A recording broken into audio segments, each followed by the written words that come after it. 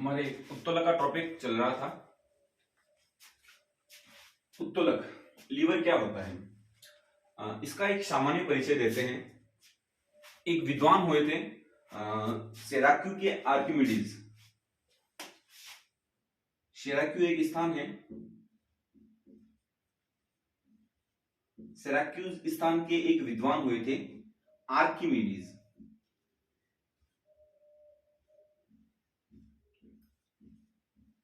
सिराक्यू के जो आर्किमिडीज विद्वान हुए थे, इन्होंने सर्वप्रथम यह बताया कि जो उत्तोलक होता है वह बल आघूर्ण के सिद्धांत पर कार्य करता है। कौन से सिद्धांत पर कार्य करता है? बल आघूर्ण के सिद्धांत पर कार्य करता है। तो यदि आपसे एग्जाम में पूछा जाए कि उत्तोलक कौन से सिद्धांत पर कार्य करता है, तो जो सामान्य उत्तोलक होता है वह बल आघूर्ण के सिद्धांत पर कार्य करता है। बल आघूर्ण के सिद्धांत पर कार्य करता है। तो बल आघूर्ण का सिद्धांत क्या होता है, इसके बारे में हमने आपको जब बल पढ़ाया था तो हम रेफरेंस से इसके बारे में जान चुके हैं। तो इस प्रकार की जानकारी किसने दी? आर्किमिडीज ने दी। अब देखिए, सामान्य परिचय कर देते हैं सबसे पहले उत्तोलक का, कि उत्तोलक की परिभाषा क्या हो सकती है, किस प्रकार से उत्तोलक को डिफाइन किया जा सकता है। एक सामान्य छड़ जिसकी सहायता से हम बलकृत लाभ प्राप्त कर सकते हैं। बलकृत लाभ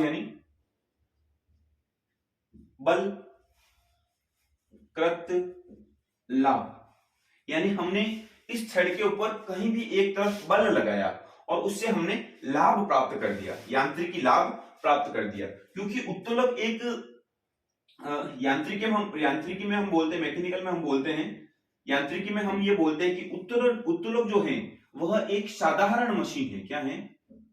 साधारण या सरल मशीन है जो कठोर होती है, जो एक कठोर छड़ के रूप में होती हैं, और जिसकी सहायता से हम क्या करते हैं, यांत्रिकी लाभ, बलकृत यानी बल लगा करके हम यांत्रिकी लाभ प्राप्त कर सकते हैं, यांत्रिकी लाभ प्राप्त कर सकते हैं या फिर बलकृत लाभ प्राप्त कर सकते हैं। तो अगर आपसे पूछा जाए कि उत्तोलक कौन सी मशीन की श्रेणी में आएगा, तो आपको बताना है सरल या साधारण मशीन की श्रेणी में आता है। उत्तोलक की सहायता से बलकृत लाभ प्राप्त किया जाता है, या बलकृत बल लगाकर या एफर्ट लगाकर यांत्रिकी लाभ प्राप्त किया जा सकता है। इससे क्या होगा? इससे हम किसी भी कार्य को सरलता से कर पाएंगे। मशीन या यंत्र की डेफिनेशन ही यही है कि किसी भी कार्य को हम क्या कर सकते हैं, सरलता से कर सकते हैं। तो हमारे शरीर में इस छड़ का कार्य कौन करता है? तो मानव जो शरीर होता है उसमें जो लंबी हड्डियां होती हैं, कौन होती हैं? लंबी हड्डियां, या फिर केवल हड्डियां भी कह सकते हैं। लंबी हड्डियां जैसे ह्यूमरस होगी, रेडियस होगी, अल्ना होगी। तो इस प्रकार की जो हड्डियां होती हैं वह लंबी हड्डियां कौन सा कार्य करती है? उत्तोलक का कार्य कर लेती हैं। ठीक है, मान लीजिए कि हमारे ये हाथ अंगुली की हड्डियां छोटी छोटी, ये भी लंबाई में है, तो ये हड्डियां भी क्या करेगी? उत्तोलक का कार्य करेगी। तो उत्तोलक की डेफिनेशन आपको यहाँ पे क्लियर हो गई होगी। अब हम पढ़ते हैं कि उत्तोलक होने के लिए किन किन बिंदुओं की आवश्यकता पड़ती है। तो एक सामान्य उत्तोलक होने के लिए 3 बिंदुओं की आवश्यकता होती है। 3 बिंदुओं की आवश्यकता होती है। तो उसको सबसे पहले एक एग्जांपल से समझ लेते हैं। तो एग्जांपल से समझेंगे तो हमें और भी आसानी से ज्ञात हो जाएगा। मान लीजिए ये कोई बड़ा सा पत्थर है, ये मान लीजिए कोई बड़ा सा पत्थर है, इसका वजन मान लीजिए 100 केजी है या 100 केजी से ज्यादा है। अब देखिए, इस पत्थर को एक मानव धक्का देगा तो उस पत्थर शायद ही हटेगा, ये पत्थर नहीं हट पाएगा। परंतु यदि कोई मनुष्य या कोई व्यक्ति अपना दिमाग लगाए और एक यंत्र का सहारा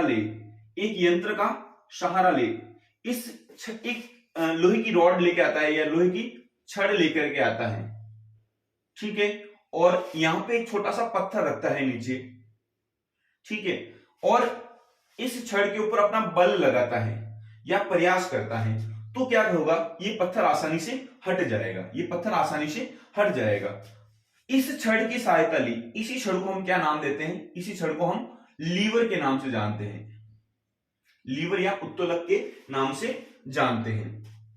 क्योंकि हमने कार्य को सरलता के साथ कर लिया, जिस छड़ की सहायता से हमने कार्य को सरलता के साथ कर लिया, हमने बल आघूर्ण के द्वारा इस पत्थर को हटा दिया है, तो इस छड़ को हमने नाम दिया है लीवर या उत्तोलक। ठीक है, अब देखिए, अब यहां पर ये छोटी सी चीज हमने लगाई थी, यहां पे छोटा सा कोई पत्थर रखा था, इसको हम अक्ष के नाम से जानते हैं। किसके नाम से जानते हैं? अक्ष के नाम से जानते हैं। और यहां पे इस पत्थर में क्या है? भार है। क्या है? भार है, या फिर ये व्यक्ति के लिए प्रतिरोध है। रास्ते का क्या है? व्यक्ति के लिए प्रतिरोध है।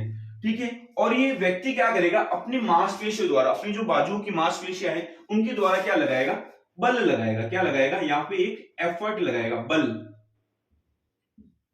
बल लगाएगा। ठीक है, तो एक लीवर को, इस छड़ को उत्तोलक के रूप में कार्य करने के लिए तीन चीजों की आवश्यकता और होगी। सबसे पहला तो अक्ष, सबसे पहली किसकी आवश्यकता होगी? अक्ष की। यहां पे एक अक्ष लगा दिया। ठीक है, दूसरा, व्यक्ति ने इस पत्थर में भी भार होना चाहिए, और तीसरा बल, इस व्यक्ति ने बल लगाया। जब पत्थर था, अक्ष लगा हुआ था, तो लीवर लेके आया व्यक्ति, और इस व्यक्ति ने बल लगाया, एफर्ट लगाया। तो इस लीवर को, इस उत्तोलक बनने के लिए तीन चीजों की आवश्यकता होती है। कौन सी आवश्यकता हुई? अक्ष की, भार की और बल की। मान लीजिए यहां पे अक्ष नहीं होता, तो क्या ये पत्थर यहां से हटता? अमूमन हम मानते हैं कि ये पत्थर नहीं हट सकता बिल्कुल भी, परंतु इस पत्थर को उठाने के लिए हमने यहां पे क्या लगा दिया? छोटा सा अक्ष लगा दिया। क्या लगा दिया? अक्ष। तो ये पत्थर आसानी से हट जाएगा। अब देखिए, यदि यहाँ पे पत्थर नहीं होता, तो क्या ये इस लीवर का काम होता कुछ? जब पत्थर ही नहीं है तो हम हटाएंगे किसको? तो इस पत्थर में भी भार होना आवश्यक था, तो ये भार भी आवश्यक था। और यदि यहाँ पे व्यक्ति नहीं होता, तो ये पत्थर भी थी, लीवर भी था, अक्ष भी था, परंतु कोई बल लगाने वाला नहीं था, तो ये लीवर या छड़ स्वयं तो कार्य कर नहीं सकती है। तो एक बल की भी आवश्यकता होती है, एक बाह्य बल की भी आवश्यकता होती है, जिसके द्वारा वस्तु के प्रतिरोध को हटाया जा सकता है। तो हम इस एग्जाम्पल से ये देख सकते हैं कि हमें तीन चीजों की आवश्यकता हुई। सबसे पहला अक्ष, दूसरा भार, और तीसरा बल या मानव बल या कोई भी प्रयास, उसकी आवश्यकता हुई। इन तीन चीजों के बिना यह उत्तोलक किसी भी कार्य का नहीं है। यदि इन तीनों में से एक भी चीज अनुपस्थित है, तो यह उत्तोलक ठीक तरह से कार्य नहीं करेगा। अब देखिए, लीवर के लिए जो तीन बिंदु, इन तीन बिंदुओं का होना तो आवश्यक था ही था। तो ये तीन बिंदु कौन कौन से हैं, इसको रेफरेंस से थोड़ा पढ़ते हैं एक बार। सबसे पहला बिंदु होता है अक्ष। क्या होता है? अक्ष या एक्सिस, इंग्लिश में बोलते हैं एक्सिस। अब देखिए, अक्ष या एक्सिस हो गया, परंतु इसका जो वास्तविक नाम है वो अक्ष या एक्सिस नहीं है।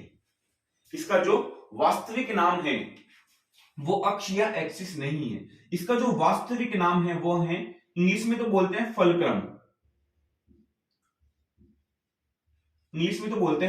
फलक्रम, और हिंदी में इसको बोलते हैं आलंब। क्या बोलते हैं? आलंब। ठीक है, इसलिए जब भी हम इसको रिप्रेजेंट करते हैं, जब भी हम इसको व्यक्त करते हैं, तो हम एफ से व्यक्त करते हैं। कैसे व्यक्त करते हैं? एफ अक्षर से व्यक्त करते हैं। या फिर इसके लिए हम त्रिभुज का सिंबल या ट्रायंगल का सिंबल बनाते हैं, ट्रायंगल का सिंबल बनाते हैं। अब देखिए, इसके और भी नाम हो सकते हैं, जैसे धुरी, इंग्लिश में पिवट बोलते हैं, या फिर टेक, जिसपे टिका हुआ होता है, या फिर आधार या बेस, ये भी इसके नाम हो सकते हैं। परंतु इसका जो मुख्य नाम होता है वह होता है फलक्रम, जिसे हम हिंदी में आलंब कहते हैं। और अमूमन हम जिस भाषा का इस्तेमाल करते हैं तो हम इसे अक्ष कहते हैं। क्या कहते हैं? अक्ष कहते हैं। इस अक्ष को हम कैपिटल एफ से, क्योंकि फलक्रम है इसका वास्तविक नाम, कैपिटल एफ से या फिर ट्रायंगल त्रिभुज से व्यक्त करते हैं।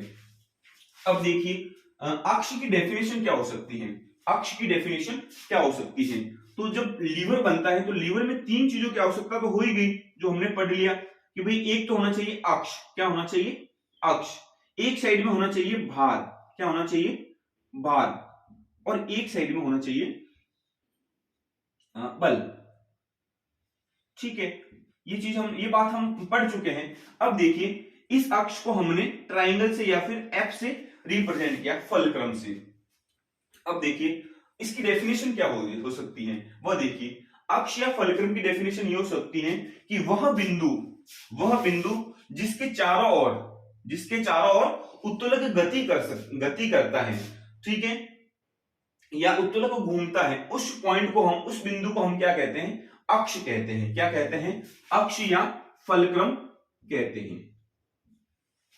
मैं उम्मीद करता हूं कि यहां तक आपको समझ में आ गया होगा कि उत्तोलक का वह बिंदु, ये छड़ है, ये क्या है, नॉर्मल सी एक छड़ है, ये छड़ है, इस छड़ का वह बिंदु जिसके चारों तरफ या दोनों तरफ या एक और उत्तोलक क्या करता है, गति करता है, ठीक है, उस बिंदु को हम क्या कहते हैं, अक्ष कहते हैं, जिसके अलग अलग नाम हो गए, धुरी, टेक, आधार। वास्तविक जो नाम है यांत्रिकी भाषा में उसको है फलक्रम या आलंब।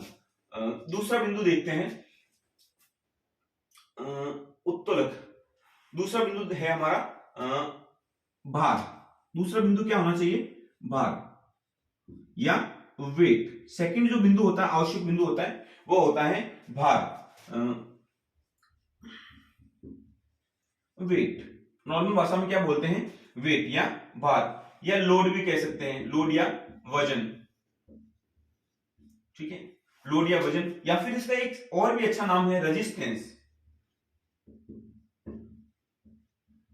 यानी प्रतिरोध। ये सभी इसी के नाम हैं। भार कह दो, लोड कह दो, वजन कह दो, प्रतिरोध कह दो, रेजिस्टेंस कह दो, सब एक ही बात है। इसका जो सिंबल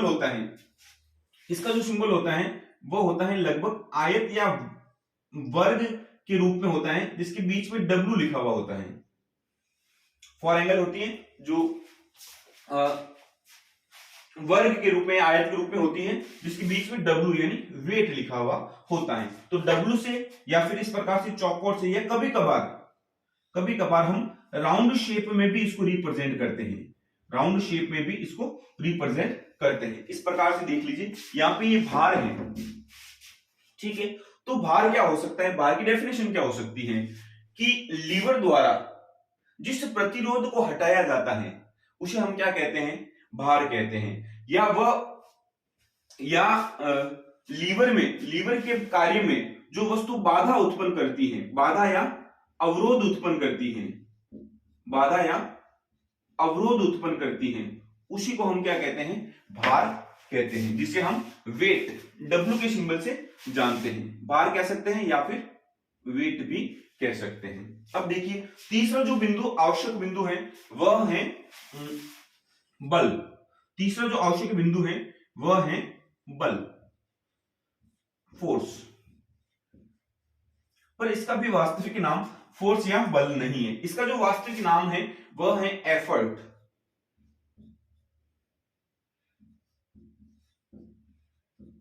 एफर्ट, ठीक है, एफर्ट, या फिर जिसे हम हिंदी में बोलते हैं आयास, या फिर प्रयास बोलते हैं। क्या बोलते हैं, प्रयास। इसके भी कई अन्य नाम हैं, जैसे शक्ति हो गया, पावर, या दाब हो गया, ठीक है, या बाह्य बल हो गया। तो इस प्रकार से इसको अन्य नाम से जानते हैं। तो यह तीन चीजें एक लीवर को लीवर बनाने के लिए आवश्यक होती हैं। पहला होता है अक्ष, दूसरा होता है भार, और तीसरा होता है बल। अब जो मानव शरीर होता है, मानव शरीर में इनके नाम और सिंबल आपको याद रह गए होंगे। मैं उम्मीद करता हूं कि यहां पर आपको ये याद रह जाने चाहिए। और अब देखिए, अच्छा इसका सिंबल मैंने नहीं बताया। जब ये एफर्ट है, क्या है, एफर्ट, तो हम इसको ई से रिप्रेजेंट करते हैं। कैसे रिप्रेजेंट करते हैं, ई से, या फिर इसकी एरो बनाते हैं। क्या बनाते हैं, एरो। एरो यानी जिस दिशा में एरो, क्योंकि बल सदिश राशि है, तो जिस दिशा में एरो बनेगा उसी दिशा में बल लगेगा। तो बल क्या है, एक सदिश राशि है, तो एरो से, या फिर इसको एफर्ट से, ई लिखते हैं, ई यानी एफर्ट, ठीक है।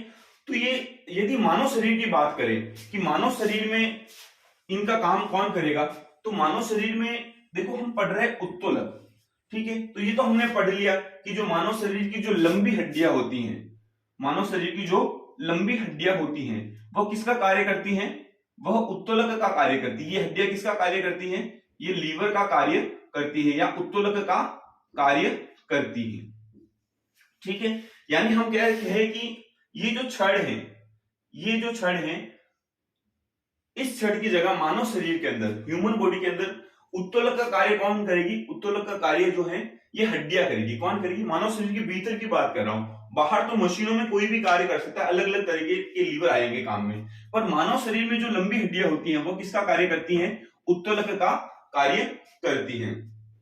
तो मैं यहाँ पे लिख सकता हूं इस तरह से कि लीवर का कार्य कौन करेगा, लीवर का कार्य करेगी बोन या बोन्स, ठीक है। अब देखिए इस लीवर के जो 3 बिंदु थे, सबसे पहला बिंदु था अक्ष।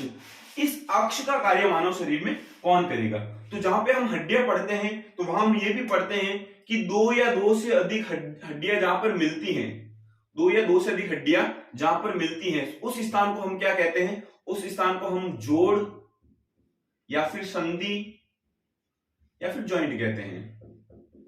तो ये जो जॉइंट जितने भी होंगे, ये जॉइंट जितने भी होंगे, ये जॉइंट किसका कार्य करेंगे, ये जॉइंट फलक्रम का यानी अक्ष का कार्य करेंगे। किसका कार्य करेंगे, अक्ष का कार्य करेंगे।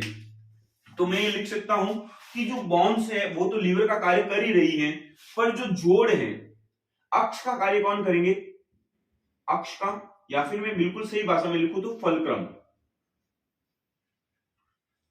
जिसका सिंबल क्या है, ट्राइएंगल, ठीक है। या फिर जिसको हम रिप्रेजेंट कैसे करते हैं, एफ से, ठीक है। इसका कार्य कौन करेगा, इसका जो कार्य है, इसका जो कार्य है वो मानव बॉडी में जॉइंट करेंगे। कौन करेंगे, जोड़ या फिर संधि या फिर जॉइंट, जॉइंट, ये क्या करेंगे, अक्ष का कार्य करेंगे। अब देखिए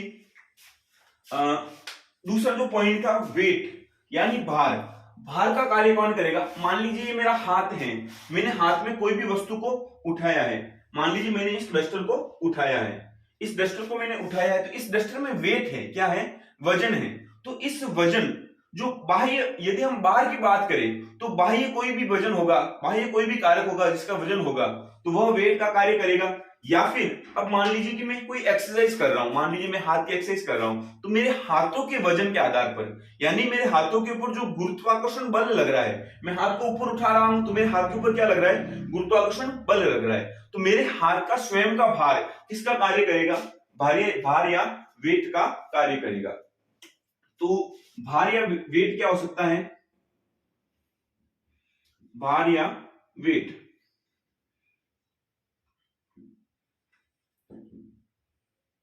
वेट या वजन क्या हो सकता है, या अपन रेजिस्टेंस लिखते हैं, डब्ल्यू लिखते हैं सीधा, ठीक है, जिसका हमने सिंबल बनाया था। इसका कार्य कौन करेगा, या तो मानव के अंग, या तो मानव शरीर के अंग, और या फिर कोई बाह्य वजन होगा, या फिर कोई बाह्य वजन होगा। जैसे बाह्य वजन कैसे, जैसे क्रिकेट का बैट हो गया, फुटबॉल को किक मारेंगे तो फुटबॉल का वजन हो गया। तो इस प्रकार से जो भी बाह्य वजन होगा वह कार्य करेगा। अब देखिए बल कौन लगाएगा, बल सदैव है ना, मानव शरीर में बल जो तीसरा कारक है, एक उत्तोलक होने के लिए तीसरा जो कारक है बल, वो हमेशा मांसपेशियां लगाती है। कौन लगाती है, मांसपेशियां। जो मांसपेशियां होगी ना वो क्या करेगी, बल उत्पन्न करती है। क्या उत्पन्न करती है, बल उत्पन्न करती है। तो बल के बारे में हम लिख सकते हैं कि बल, ये जो एफर्ट होता है, एफर्ट कौन लगाएगा, एफर्ट का सिंबल होता है एरो, ठीक है। ये एफर्ट कौन लगाएगा, ये एफर्ट लगाएगी मानव मांसपेशियां। कौन लगाएगी, मानव मांसपेशियां, ठीक है। ये हम मानव की बात कर रहे हैं, जब हम अन्य किसी और की बात करेंगे तो ये मानव मांसपेशियां क्या करेगी, एफर्ट लगाएगी। क्या लगाएगी, एफर्ट लगाएगी या फिर बल लगाएगी। जोड़ का कार्य हो ही गया और वजन हमने आपको बता ही दिया, हड्डियां लीवर का कार्य करेगी। तो मानव शरीर का जब उत्तोलक के रूप में कार्य करता है तो लंबी हड्डियां होती हैं वह लीवर का कार्य करती हैं, जो शरीर के जॉइंट होते हैं वह अक्ष का कार्य करते हैं, जो मांसपेशियां होती है वह बल लगाती हैं, और जो बाह्य वजन होता है या प्रतिरोध होता है या शरीर का स्वयं का प्रतिरोध भार होता है वह भार का या वेट का कार्य करता है। तो इस प्रकार से 3 बिंदु आपको समझ में आ गए होंगे। अब देखिए इसके आगे हमारा टॉपिक आता है कि उत्तोलक कितने प्रकार के होते हैं। तो उत्तोलक है ना 3 प्रकार के होते हैं। कितने प्रकार के होते हैं? 3 प्रकार के होते हैं। तो उत्तोलक 3 प्रकार के कौन कौन से होते हैं? तो पहला होता है फर्स्ट टाइप ऑफ लीवर, दूसरा होता है सेकंड टाइप ऑफ लीवर, और तीसरा होता है थर्ड टाइप ऑफ लीवर। यानी प्रथम श्रेणी का उत्तोलक या प्रथम प्रकार का उत्तोलक, द्वितीय श्रेणी का उत्तोलक या द्वितीय प्रकार का उत्तोलक, या तृतीय श्रेणी का उत्तोलक या तृतीय प्रकार का उत्तोलक। तो सबसे पहले हम फर्स्ट टाइप ऑफ लीवर को पढ़ते हैं। उत्तोलक के प्रकार, यानी उत्तोलक के कितने प्रकार होते हैं? तो 3 प्रकार होते हैं, प्रथम श्रेणी का उत्तोलक, द्वितीय श्रेणी का उत्तोलक और तृतीय श्रेणी का उत्तोलक। तो हम सबसे पहले फर्स्ट टाइप ऑफ लीवर को रेफरेंस से पढ़ते हैं। देखिए फर्स्ट टाइप ऑफ लीवर, ठीक है, या फिर हम बोलते हैं प्रथम श्रेणी का उत्तोलक।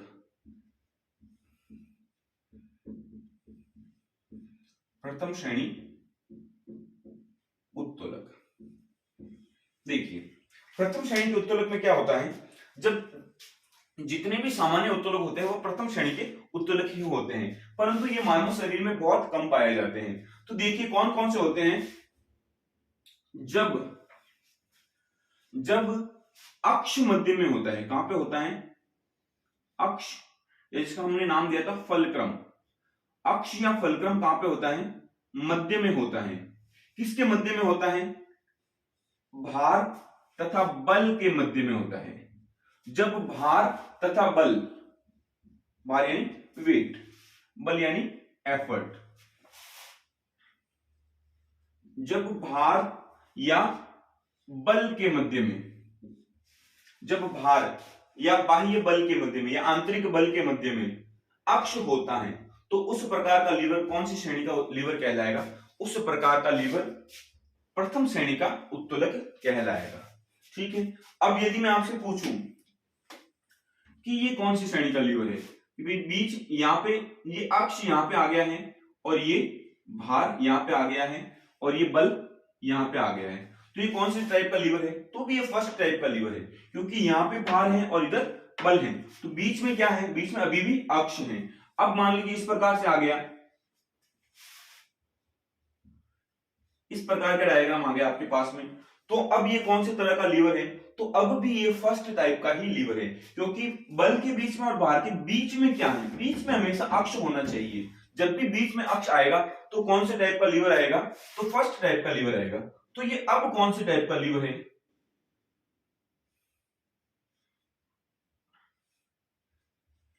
अब कौन से टाइप का लीवर है? ये आपकी उत्तोलक हो गया, यह छड़ हो गई। अब कौन से टाइप का लीवर है? तो अब भी ये फर्स्ट टाइप का ही लीवर है।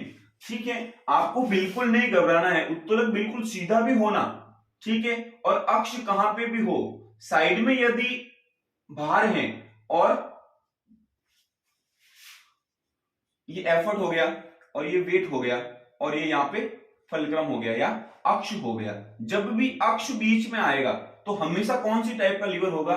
तो हमेशा ही फर्स्ट टाइप का ही लीवर होगा। ये सभी डायग्राम एक जैसे ही है, क्योंकि इनके बीच में क्या है?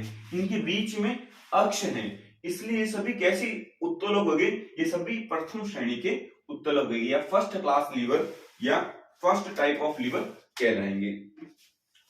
हाँ ठीक है, यहां तक आपको समझ में आ गया होगा। बस इतना सा ध्यान रखना है कि प्रथम श्रेणी के उत्तोलक में मध्य में अक्ष पाया जाता है और लीवर के दोनों छोरों पर या दोनों तरफ भार या बल होता है।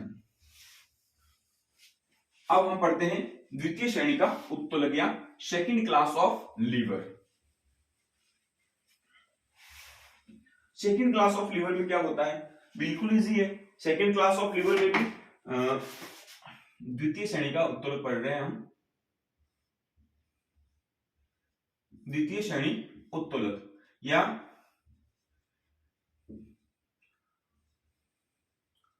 Second class of liver.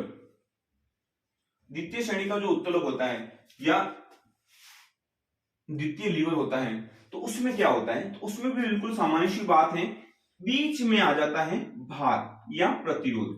बीच में क्या आ जाता है, भार या प्रतिरोध बीच में आ जाता है। कहां आ जाता है, प्रतिरोध कहां आ जाता है, भार वेट या प्रतिरोध कहां आ जाता है, मध्य में आ जाता है। और एक साइड में अक्ष हो सकता है और दूसरी साइड में बल हो सकता है।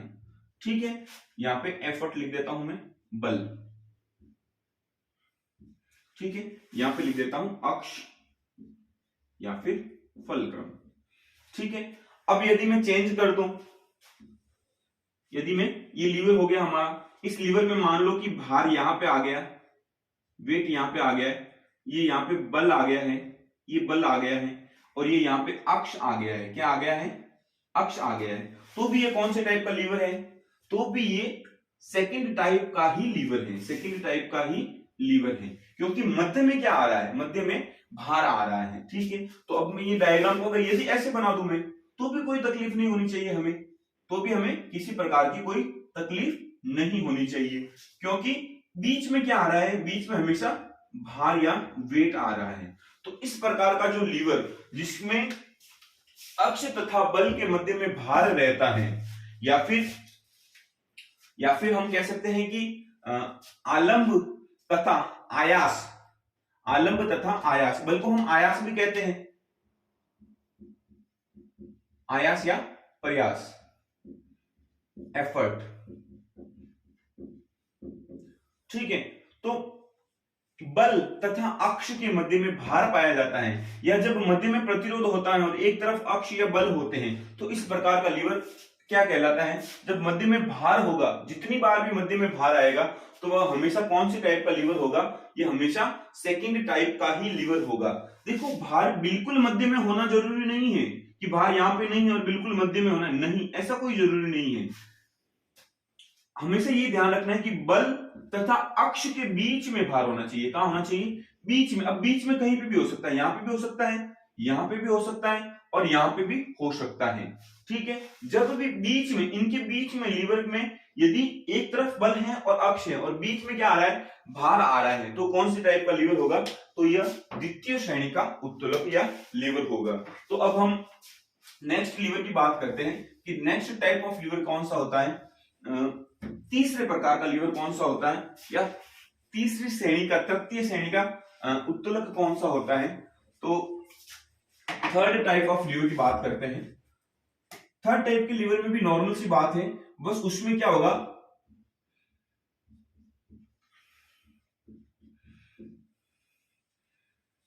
थर्ड टाइप ऑफ लीवर में जब मध्य में क्या आएगा, जब मध्य में बल आ जाता है, क्या आ जाता है, बल आ जाता है। एक तरफ भार होता है और एक तरफ अक्ष होता है, परंतु मध्य में क्या आ जाता है, एफर्ट या बल आ जाता है।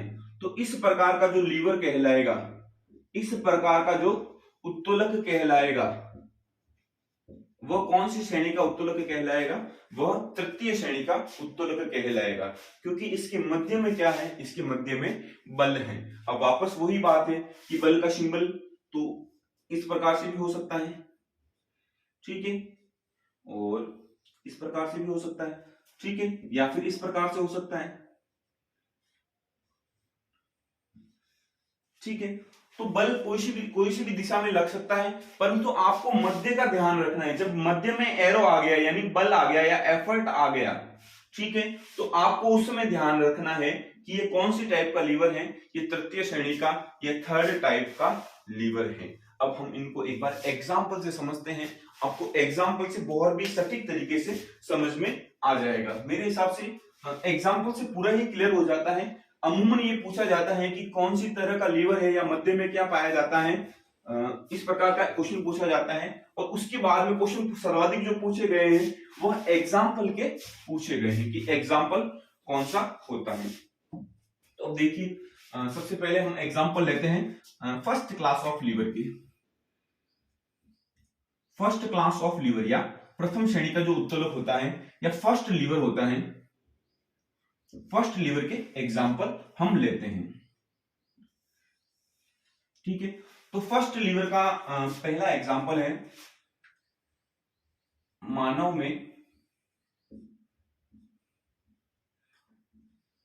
में खोपड़ी का ठहराव।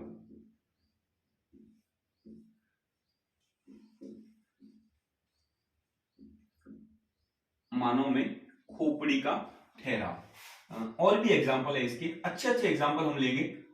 जैसे एक एग्जांपल होता है ट्राइसेप ट्रेनिंग, ट्राइसेप्स ट्रेनिंग या ट्राइसेप्स कर्ल भी कहते हैं, ट्रेनिंग कहते हैं हम, ट्राइसेप्स ट्रेनिंग। या फिर इसका एक और अच्छा एग्जांपल है, हाँ, नाव चलाना। और भी जैसे जैसे एग्जांपल हमें याद आएंगे हम करते जाएंगे, जैसे साइकिल का ब्रेक,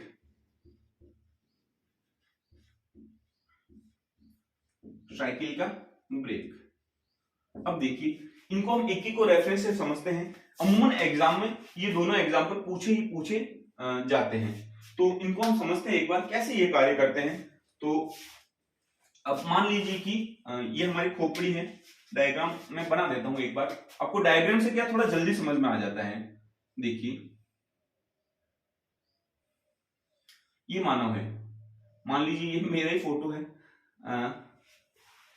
इस प्रकार से ये मानव है। और इस मानव में जो मेरुदंड होता है, अपनी जो रीढ़ की हड्डियां होती हैं वो कुछ इस प्रकार से यहां तक पहुंची हुई रहती हैं। आपको बहुत अच्छे से पढ़ा दिया है, जब बस्तियां पढ़ाया था आपको, तो वो आपको समझ में आ गया होगा। अब देखिए यहाँ पे देखिए, जो ये पहली और दूसरी हड्डी होती है, पहली हड्डी का नाम होता है एटलस, क्या होता है एटलस, और दूसरी होती है एक्सिस, क्या होती है एक्सिस। इनके बीच का जो जोड़ पाया जाता है, इन दोनों हड्डियों के बीच का जो ये जॉइंट होता है, ये जॉइंट, ठीक है, ये जॉइंट मूवेबल होता है, ठीक है। अब देखिए इस खोपड़ी का, यानी हमारी जो खोपड़ी है इसमें कुछ वजन है, इसमें कुछ वेट है, यानी ये भार है। खोपड़ी का क्या है, भार या वजन है, ठीक है, पूरी खोपड़ी का है, वजन क्या है, पूरी खोपड़ी का है। और जो हमारी स्टेर्नोक्वाडी वाली मांसपेशियां होती है, जो आपको मांसपेशियों के टॉपिक में पढ़ा चुके हैं, तो यहां पे जो गर्दन की मांसपेशियां है, ट्राइपेजियस के आसपास वाली, ठीक है, तो ये मांसपेशियां क्या करती हैं, एक बल प्रदान करती है, क्या करती हैं, एक बल प्रदान करती हैं। मान लीजिए हमने यहां से इन मांसपेशियों को काट दिया, क्या किया, काट दिया, तो अब जैसे हमारी खोपड़ी ठहरी हुई है ना, तो बिल्कुल ऐसे हो जाएगी। यहां से हमने काट दिया तो ये खोपड़ी बिल्कुल इस प्रकार से हो जाएगी। तो ये मांसपेशियां क्या करती हैं, बल प्रदान करती है, क्या प्रदान करती है, बल या एफर्ट प्रदान करती हैं। ये एफर्ट प्रदान करती है, क्या करती हैं, एफर्ट या बल प्रदान करती हैं, ठीक है। ये आंतरिक बल हो गया, क्योंकि शरीर है तो शरीर में आंतरिक बल कौन प्रदान करता है, तो मांसपेशियां करती हैं। जो शरीर का जोड़ हो गया, जो एटलस और एक्सिस हड्डी के बीच का जॉइंट हो गया, वो क्या हो गया, जोड़ हो गया, क्या हो गया, जोड़ या जॉइंट हो गया। और वेट तो है ही है, खोपड़ी का खुद का भार है, तो एक तरफ वेट हो गया, दूसरी तरफ यहाँ पे ये अक्ष बन गया, और यहाँ पे ये बल लग रहा है। तो इन तीनों में बीच में कौन सा है, इस हड्डी के ऊपर ये भार एक तरफ लग रहा है, यहाँ पे भार लग रहा है ये पूरा, ठीक है। ये जॉइंट हो गया जो अक्ष का कार्य कर रहा है, और यहाँ पे जो मांसपेशियां हैं, स्टेनोकार्डिस जो मांसपेशियां हैं, वो क्या कर रही है, बल प्रदान कर रही है खोपड़ी को स्थिर रहने के लिए या आगे पीछे मूवमेंट करने के लिए। तो जब एक तरफ भार है, बीच में अक्ष है, और साइड में बल लग रहा है, तो कौन से टाइप का उत्तोलक हो जाएगा, तो खोपड़ी का जो ठहराव है वो फर्स्ट टाइप का उत्तोलक हो जाएगा। कौन से टाइप का उत्तोलक हो जाएगा, फर्स्ट टाइप का उत्तोलक हो जाएगा। बहुत ही अच्छा एग्जाम्पल है और अमूमन एग्जाम में पूछा जाता है। सेकंड जो एग्जाम्पल है वह है ट्राइसेप्स ट्रेनिंग। कौन सा एग्जाम्पल है, ट्राइसेप्स की ट्रेनिंग। अब देखिए ट्राइसेप्स में मैं अपना हाथ बना देता हूं, ये मेरी ह्यूमरस हड्डी हो गई हाथ की, ठीक है। अब ट्राइसेप में क्या होता है कि पीछे की तरफ जाने के लिए, ऊपर आने में तो बाइसेप काम करती है, नीचे की तरफ जाने में ट्राइसेप्स मांसपेशी काम करती है। तो मैं अपना हाथ बना देता हूं एक बार, यहाँ पे रेडियस और अल्ना हड्डी आ जाएगी,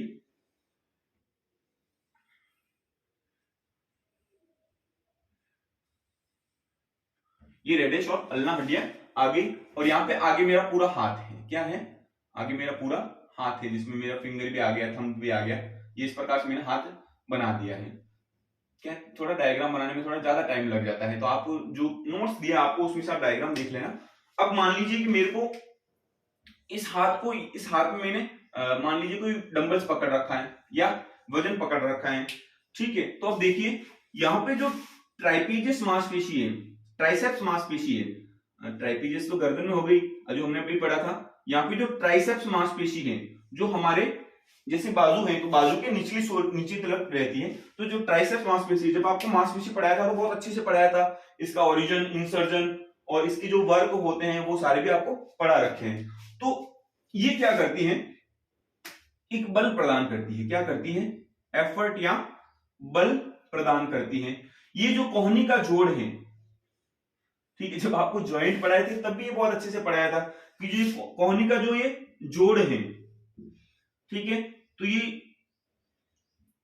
जोड़, ठीक है, ज्वाइंट है, वह फलक्रम का कार्य करता है। और जो हाथ जब हम नीचे की तरफ ला रहे हैं तो यहाँ पे कोई वस्तु पकड़ी हुई है हमने, ठीक है, तो इस वस्तु में क्या होता है, भार होता है, क्या होता है, एफर्ट या भार होता है। तो इस प्रकार से हड्डियों ने लीवर का कार्य कर दिया, ठीक है। बल मांसपेशियां लगा रही है, ट्राइसेप्स जो मांसपेशी उसकी ट्रेनिंग चल रही है तो वही बल लगाएगी, ठीक है।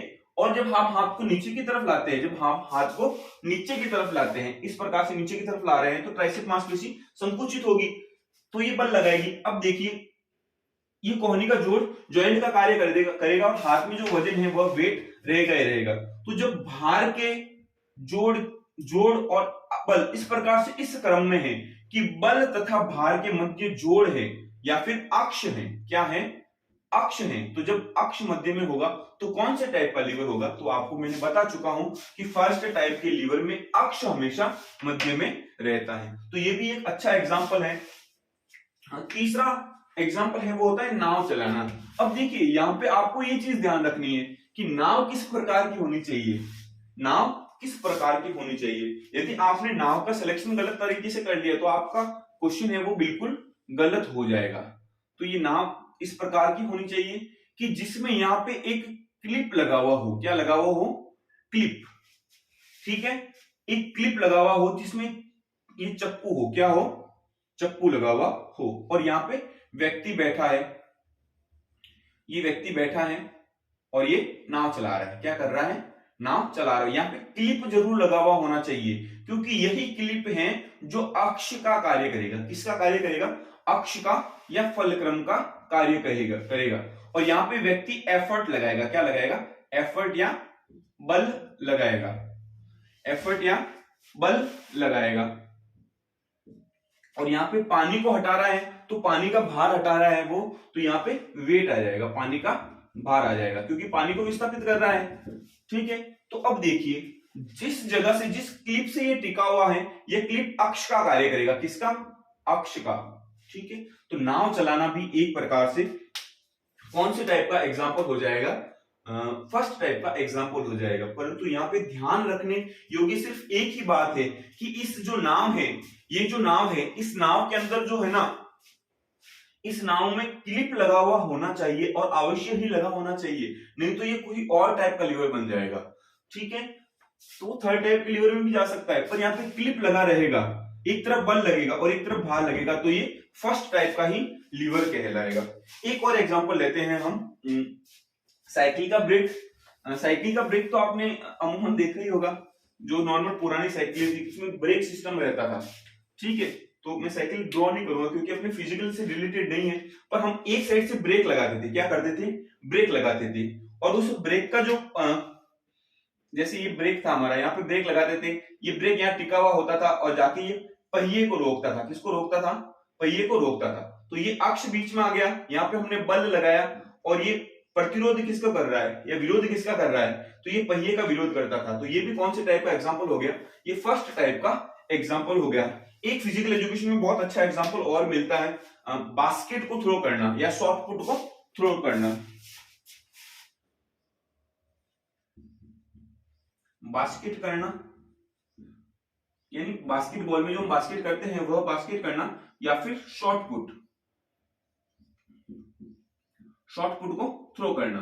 ठीक है, अब देखिए बास्केट जब हम करते हैं तो इस प्रकार से बास्केट हमने किया, तो हमारी कोहनी काम करती है, बॉल में वजन होता है और बाइसेप्स या ट्राइसेप्स की मांसपेशियां काम करती है। ठीक है, तो बास्केट थ्रो करना या शॉर्ट पुट भी थ्रो करना ये फर्स्ट टाइप की लीवर का एग्जाम्पल हो जाएगा। अब इसमें और बहुत सारे एग्जाम्पल है, जैसे कैची हो गया, प्लास हो गया, और भी कई एग्जाम्पल है। तो वह एग्जाम्पल हमारी फिजिकल एजुकेशन से रिलेटेड नहीं है। जैसे ये कैची काम करती है, इस प्रकार से ये कैची होती है, बीच में अक्ष लगा हुआ होता है, यहाँ पे किसी वस्तु को ये प्रतिरोध करती है, विरोध करती है, काटती है। ठीक है, और यहाँ पे हम क्या करते हैं, बल लगाते हैं अपने दोनों हाथों से। तो इस प्रकार से ये भी कौन से टाइप का एग्जाम्पल हो गया, क्योंकि यहाँ पे बीच में अक्ष है, तो ये कौन से टाइप का एग्जाम्पल हो गया, ये फर्स्ट टाइप का एग्जाम्पल हो गया। जैसे पकड़ हो गया या फिर पिलास बोलते हैं, संडासी बोलते हैं, उसमें सभी टाइप में फर्स्ट टाइप का लीवर ही काम करेगा। परंतु हमें अमूमन इन एग्जाम्पल को याद रखना है। इनमें से ये 3 एग्जाम्पल तो है जो बहुत बार, ये 4 एग्जाम्पल तो बहुत बार एग्जाम में पूछे गए हैं। अब हम सेकेंड टाइप ऑफ लीवर के एग्जाम्पल लेते हैं।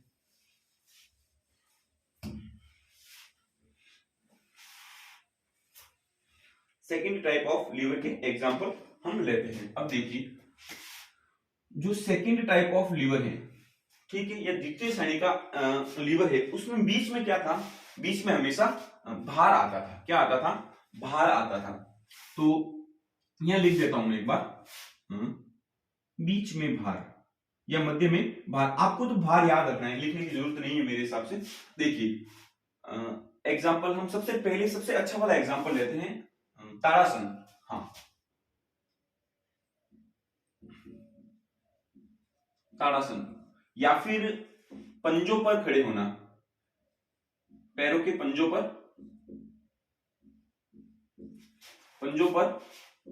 खड़े होना,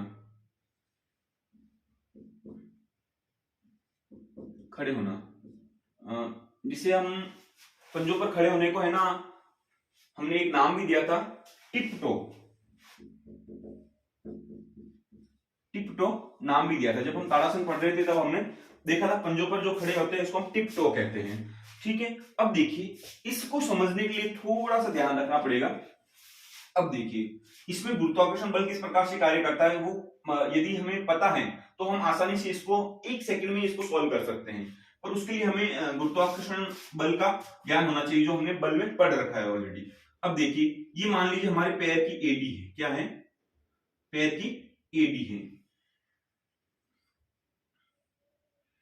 ठीक है, और पैर की एडी कुछ इस प्रकार से है कि हम पंजों पर खड़े हैं। कैसे खड़े हैं, पंजों के ऊपर खड़े हैं।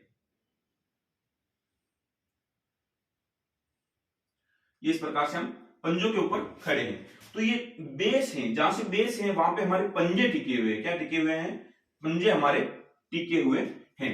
और आगे ये हमारा पूरा पैर आ जाएगा,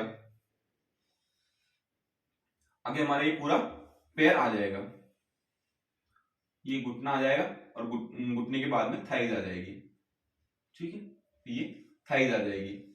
अब देखिए, अब मान लीजिए हम पंजों के ऊपर खड़े हैं, तो जो पूरा, अगर हम ग्रेविटेशनल तरीके से देखें, यांत्रिकी के रूप में देखें या गुरुत्वाकर्षण बल के तथ्यों से देखें, तो हमारे जो शरीर का लगभग वजन होता है वो इस प्रकार से इस पॉइंट पर टिका हुआ रहता है। मैं ब्लू पेन से बनाता हूं, आपको ज्यादा समझ में आएगा। जो हमारे शरीर का भार है वो लगभग इस क्षेत्र पर सबसे ज्यादा टिका हुआ रहता है, इस क्षेत्र पर, बेस पर टिका हुआ रहता है। यदि हम पंजों पे खड़े हैं तो भार पंजों पे नहीं आएगा।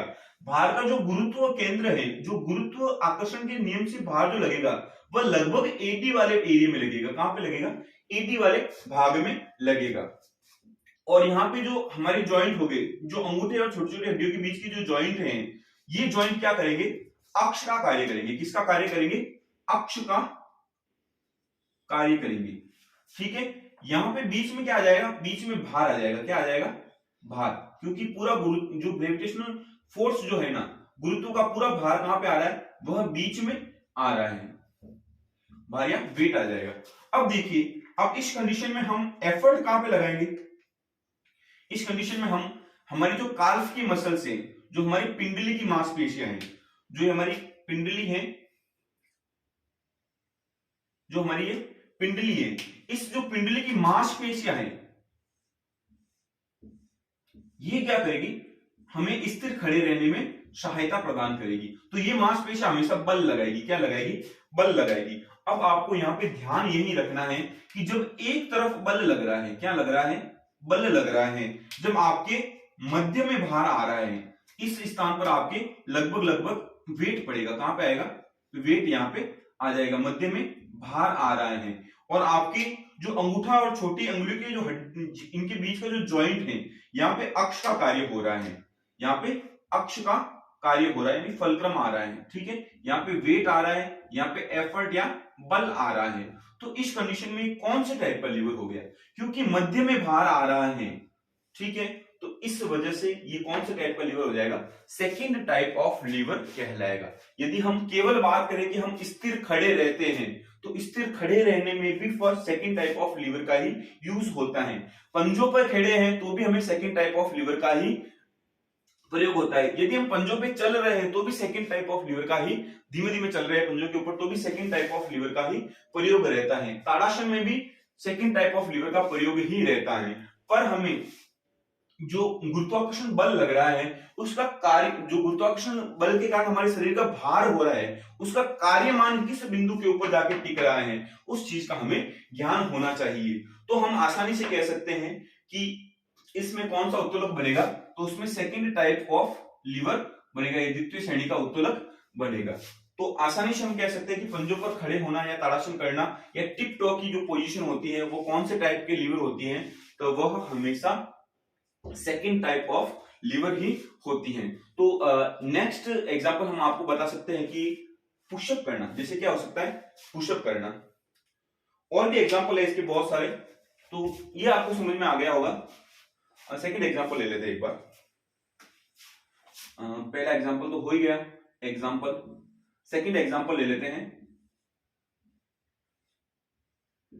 पुशअप्स करना, ठीक है। एक और अच्छा एग्जांपल है कार्ट व्हील, जिम्नास्टिक में जो होता है कार्ट व्हील, उसमें भी सेकंड टाइप ऑफ लीवर ही बनता है। अब देखिए जब हम पुशअप करते हैं तो इस प्रकार से हमारे पैर जो होते हैं जमीन पे टिके हुए रहते हैं, हाथ बल लगाते हैं, हाथ क्या करते हैं, बल लगाते हैं, और अपने शरीर का जो भार होता है, मैक्सिमम भार कहां होता है, बीच में होता है। जब भार मध्य में होगा तो पुशअप भी कौन से टाइप का एग्जांपल हो गया, तो सेकंड टाइप ऑफ लीवर का एग्जांपल हो गया। कार्ट व्हील में भी ये पोजीशन होती है कि जब हम कार्ट व्हील करते हैं, ठीक है, कार्ट व्हील करते हैं तो पैरों की मांसपेशियों ने जंप करने में मदद की, ऊपर आने में मदद की, पैरों की मांसपेशियां एक तरफ हो गई, शरीर का मैक्सिमम भार बीच में ही रहता है, और जब हम जाके टिकेंगे, हाथ हमारे जहां टिकेंगे तो वहां पे अक्ष हो गया, ठीक है। तो जब बीच में भार आएगा तो कार्ट व्हील भी कौन से टाइप का एग्जांपल हो गया, तो कार्ट व्हील भी सेकंड टाइप का एग्जांपल हो गया। इसी प्रकार से लंबी कूद के जो टेक ऑफ है या फिर जो जबड़े का खुलना होता है वह भी कौन से प्रकार का एग्जांपल होता है, जबड़े या जॉ का खुलना है, वो भी हमारे सेकंड टाइप ऑफ लीवर के एग्जांपल होते हैं। तो मैं उम्मीद करता हूं कि अमूमन जो अच्छे वाला एग्जांपल है वो आपको समझ में आ गए होंगे। एक एग्जांपल हमारे फिजिकल एजुकेशन का नहीं है और उससे समझने में आसानी होती है कि एक पहिए वाली कचरा ढोने की हाथ गाड़ी, एक पहिए वाली कचरा ढोने वाली हाथ गाड़ी, ठीक है। तो इस प्रकार से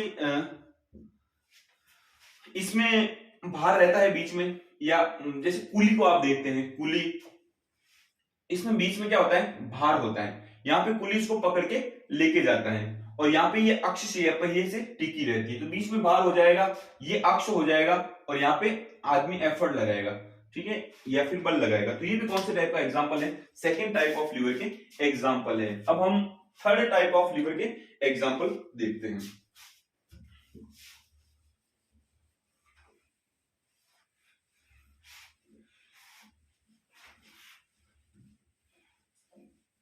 थर्ड टाइप ऑफ लीवर के एग्जांपल में जो अमूमन पूछा गया है वह एग्जांपल हम लेंगे। थर्ड टाइप के लीवर के एग्जांपल में एक सबसे अच्छा एग्जांपल पूछा गया है, एग्जांपल का नाम है बाइसेप्स ट्रेनिंग या बाइसेप्स का कर्ल करना।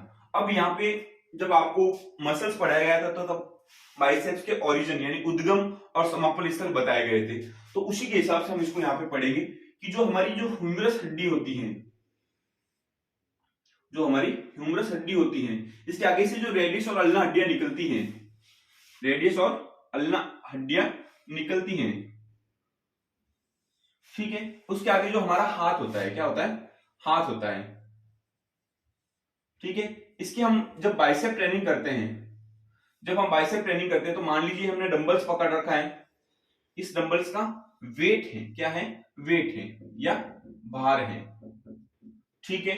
ये कोहनी फिर से अक्ष का ही कार्य करेगी, फिर से ये कोहनी अक्ष का ही कार्य करेगी, पर जो द्विशिरा पेशी है या जिसे हम बाइसेप्स कह रहे हैं, उसका जो इंसर्जन होता है, जो समापन होता है, वह जाके रेडियस हड्डी पे होता है। कहां पे होता है, रेडियस या अल्ना हड्डी पे होता है। तो आगे वाली जो हड्डियां होती है, इनके बीच में इनका जाके समापन होता है। तो ये अपना बल भी कहां पे लगाएगी, यहां पर पे लगाएगी, बल भी यहां पे लगाएगी, कोहनी के छोर के आगे की तरफ बल लगाएगी। कहां पे लगाएगी, आगे की तरफ। यदि आपने मांसपेशी में ध्यान से देखा होता तो आपका क्वेश्चन ये सही हो जाता बिल्कुल, और अमूमन ये क्वेश्चन गलत कर देते हैं, क्योंकि ट्राइसेप और बाइसेप की ट्रेनिंग में कंफ्यूजन रहता ही रहता है।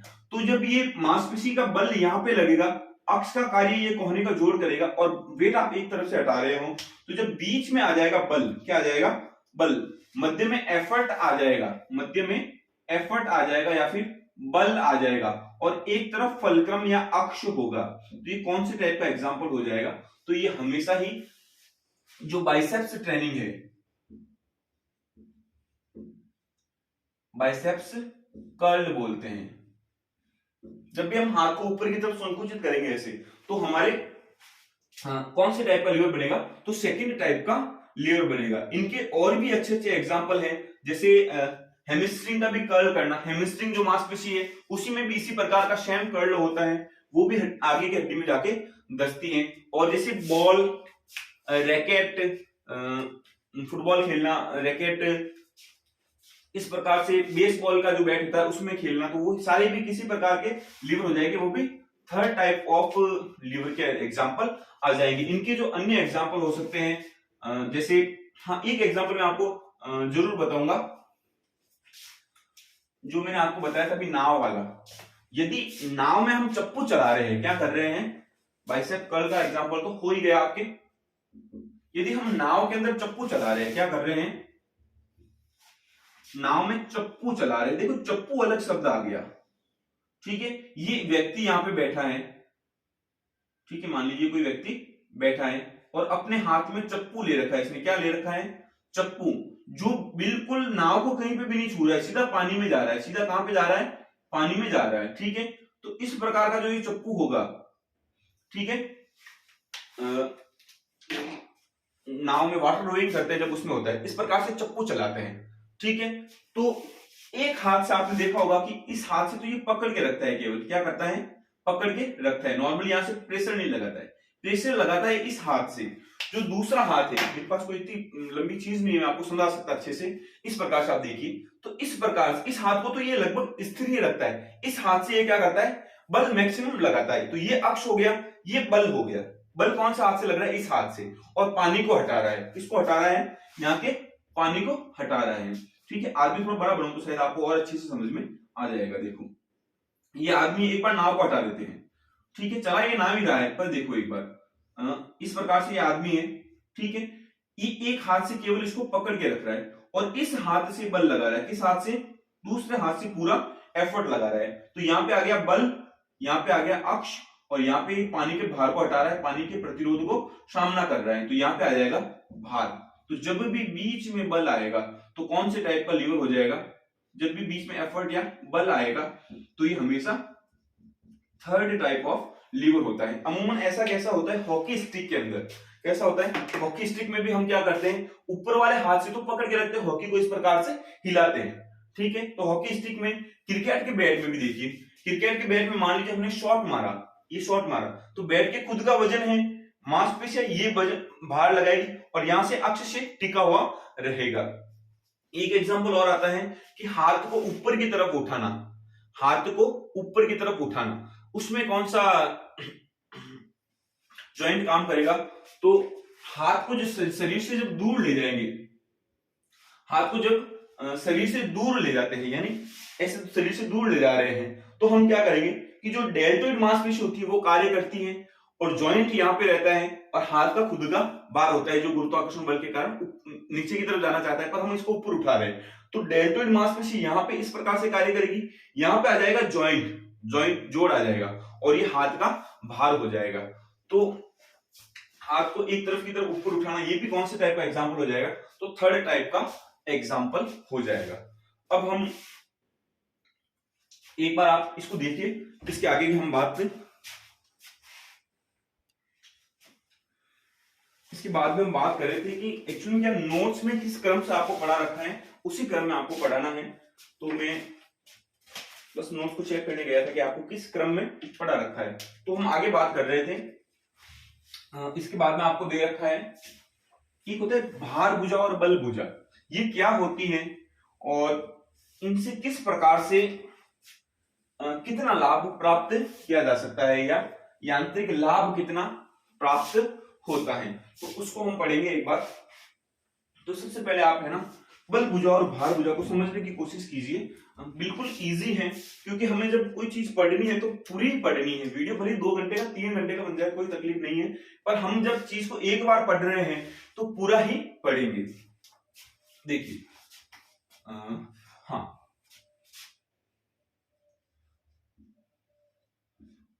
भार भुजा एवं बल भुजा एवं इनके मान भी ज्ञात करने हैं और इनके लाभ भी ज्ञात करने हैं। देखिए अब भार भुजा एवं बल भुजा होती क्या है इसके बारे में सबसे पहले जानना जरूरी है। जब हम बात करते हैं कि भार भुजा क्या होती है या बल भुजा क्या होती है, तो हम डायग्राम से इसको आसानी से समझ सकते हैं। ये हमारा अक्ष था, ये फलक्रम था और ये यहां पे वेट था या भार था, ठीक है, और यहां पे बल था। क्या था?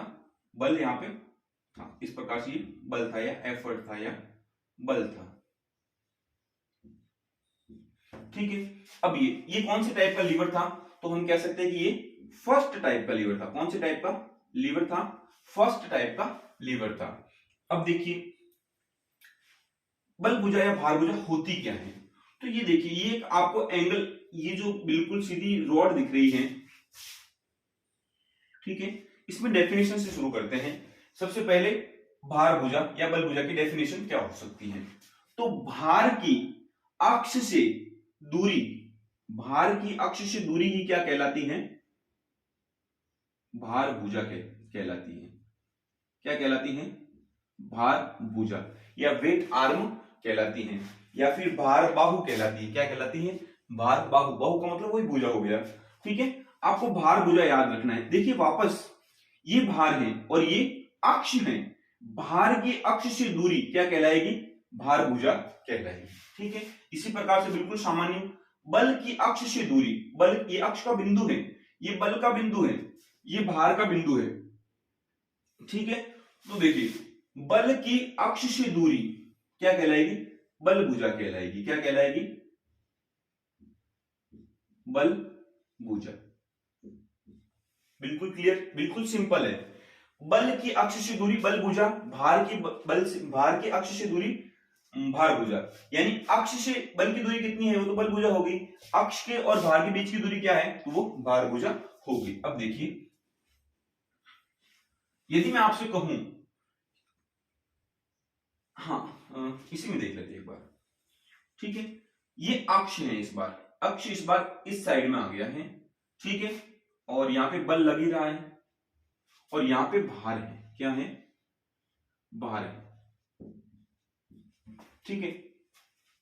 ये यहां पे अक्ष आ गया और यहां पे बल लग रहा है। क्या लग रहा है? बल लग रहा है। तो आप कह सकते हो कि इस बार बल भुजा क्या है? छोटी है। बल भुजा क्या है? छोटी है। और भार भुजा क्या है? लंबी है। भार भुजा लंबी है, ये तो आप कह ही सकते हो, क्योंकि भार अक्ष से बहुत ज्यादा दूरी पर है। तो इस दशा में जो बल भुजा है, ये जो बल भुजा है ये छोटी है, और जो ये भार भुजा है ये बहुत ज्यादा लंबी है। भार भुजा जो है ये बहुत ज्यादा लंबी है। ठीक है, अब यदि मैं इस डायग्राम को और चेंज करना चाहूं, देखो लीवर अभी भी फर्स्ट टाइप का ही है, क्योंकि बीच में क्या है, बीच में अक्ष आ रहा है। ठीक है, तो ये बीच में अक्ष आ रहा है, तो कौन से टाइप का लीवर है, तो ये फर्स्ट टाइप का ही लीवर चल रहा है अभी भी। अब देखिए, अब मान लीजिए कि यहां पे भार आ गया, ये भार, ठीक है, यहां पे ये अक्ष आ गया, ठीक है, और यहां पे बल आ गया, क्या आ गया, बल आ गया। तो ये भार भुजा कितनी सी हुई, बिल्कुल छोटी सी। ठीक है, और बल भुजा कितनी हुई, बहुत ज्यादा लंबी। बल भुजा बहुत ज्यादा लंबी हो गई, भार भुजा बिल्कुल छोटी सी हो गई, भार भुजा बिल्कुल छोटी सी हो गई। तो अब देखिए, इसको आप समझिए एक बार। प्रथम श्रेणी के उत्तोलक में अक्ष की स्थिति के आधार पर भार भुजा और बल भुजा के मान में परिवर्तन या लंबाई में परिवर्तन किया जा सकता है। अक्ष की स्थिति यदि मध्य में है बिल्कुल, तो भार भुजा और बल भुजा कैसी होगी, बिल्कुल बराबर होगी। मान लीजिए कि बिल्कुल बराबर कैसे, मान लीजिए ये 5 मीटर है, कितना है, 5 मीटर, और इधर भी कितना है, 5 मीटर है, ये भी डिस्टेंस 5 मीटर है, और ये भी डिस्टेंस कितनी है, 5 मीटर। तो यहाँ पे बल भुजा और भार भुजा बराबर रहेगी। अब मान लीजिए यहाँ पे बल भुजा 1 मीटर है, कितनी है, 1 मीटर, और यहाँ पे मान लीजिए 9 मीटर हो गई। ठीक है, तो भार भुजा का मान क्या हो गया, ज्यादा हो गया, बल भुजा का मान, बल भुजा की लंबाई कम हो गई, बिल्कुल भार भुजा की लंबाई तो बहुत ज्यादा हो गई। ठीक है, तो भार भुजा लंबी होगी। अब देखिए, यहाँ पे भार भुजा बिल्कुल छोटी होगी, मान लीजिए भार भुजा 1 मीटर है, कितनी है, 1 मीटर ही है, और बल भुजा 9 मीटर होगी। ठीक है, तो बल भुजा की लंबाई ज्यादा हो गई। तो इसमें अक्ष की स्थिति के आधार पर बल भुजा और भार भुजा के मान में या लंबाई में परिवर्तन किया जा सकता है। अब बल भुजा का मान क्या होगा या भार भुजा का मान क्या होगा, तो उसको भी समझिए। यहां पे बल भुजा का मान, अब मान लीजिए यहां पे हमने यहां पे वजन है 10 किलो, कितना है, 10 केजी वजन रख रखा है, और यहां पे मैं अपने हाथ का वजन लगा रहा हूं, इस प्रकार से हाथ का वजन लगा रहा हूं, ये मैं भी लगा रहा हूं 10 किलो, कितना लगा रहा हूं, 10 किलो। ठीक है, तो अब देखिए यहां पे बल भुजा का मान कितना हो जाएगा, तो बल भुजा का मान हो जाएगा 5 मीटर इंटू 10 केजी, ये बल भुजा का मान हो जाएगा। ठीक है, अब यहाँ पे भार भुजा का मान कितना हो जाएगा, तो भार भुजा का भी हो जाएगा 5 इंटू 10 केजी यानी 50। यहाँ पे भार भुजा का मान कितना है, 50, बल भुजा का मान भी कितना हो गया, 50, कितना हो गया, 50 हो गया। जब बल भुजा और भार भुजा का मान बिल्कुल समान होता है, तो उस स्थिति में वस्तु संतुलन की अवस्था को प्राप्त करती है। कौन सी अवस्था को प्राप्त करती है, संतुलन की अवस्था को प्राप्त करती है, संतुलन की अवस्था को प्राप्त करती है। जैसे आपने तराजू में देखा होगा, पुराने जो तराजू होते थे उसमें क्या होता था, एक तरफ तो कोई वस्तु रखी जाती थी और फिर दूसरी तरफ सामान बाट रखा था जाता था 1 किलो का, और दूसरी तरफ सामान रखा जाता था, तो वो संतुलन की अवस्था में जब रहता था तो वो हमें तोल के दे देता था। तो अब यहाँ पे जब एक तरफ भार है और एक तरफ बल है, क्या है, बल है, ठीक है, और समान दूरी है, बल भुजा का मान और भार भुजा का मान भी समान है, तो वस्तु कौन सी स्थिति में होगी, तो वस्तु हमें संतुलन की स्थिति में होगी, और हमें संतुलन के रूप में लाभ प्राप्त होगा, संतुलन के रूप में ही लाभ की प्राप्ति होगी। अब देखिए सेकेंड टाइप ऑफ लीवर में देखिए, अब मान लीजिए कि यहां पर ये लीवर था, ठीक है, और यहां पे बल हमने लगाया है 10 केजी, कितना लगाया है, 10 केजी, ठीक है, इधर भार भी हम रख रहे हैं 10 केजी, कितना रख रहे हैं, 10 केजी, परंतु इनके बीच की दूरी हमने असमान कर दी। मान लीजिए यहाँ पे 1 मीटर है, कितनी है, 1 मीटर, और ये जो दूरी थी यहां से लेके यहां तक की दूरी थी वो है 9 मीटर, कितनी है, 9 मीटर। तो अब यहाँ पे बल भुजा का मान कितना हो गया, तो बल भुजा का मान हो जाएगा 10 इंटू 1 बराबर 10, ठीक है, और भार भुजा का मान कितना हो जाएगा, भार भुजा का मान हो जाएगा 9 इंटू 10 बराबर 90, ठीक है। तो यहां पे भार भुजा का मान अधिक हो रहा है, क्या हो रहा है, भार भुजा का मान अधिक हो रहा है, क्योंकि भार भुजा की लंबाई क्या है, ज्यादा है। तो जब भी भार भुजा का मान अधिक होगा, तो अब मान लीजिए कि यदि हमें इस वस्तु को यहां से हटाना है तो क्या करना पड़ेगा, तो यहां पे 90 किलो वजन लगाना पड़ेगा। कितना वजन लगाना पड़ेगा, 90 किलो के लगभग वजन लगाना पड़ेगा, तब ये वस्तु यहां से संतुलन की अवस्था में आएगी। और हटाना है तो 90 से भी ज्यादा वजन लगाना पड़ेगा, 90 से भी ज्यादा वजन लगाना पड़ेगा, तो ये वस्तु हटेगी। अब देखिए यहां पे एक चीज इंपॉर्टेंट मैं आपको बताने वाला हूं कि इस स्थिति में मान लीजिए हमने यहाँ पे 1000 किलो का वजन लगा दिया। कितना वजन लगाया, 1000 किलो का वजन लगा दिया, तो क्या ये वस्तु हटेगी, तो ये वस्तु बिल्कुल आसानी से हट जाएगी।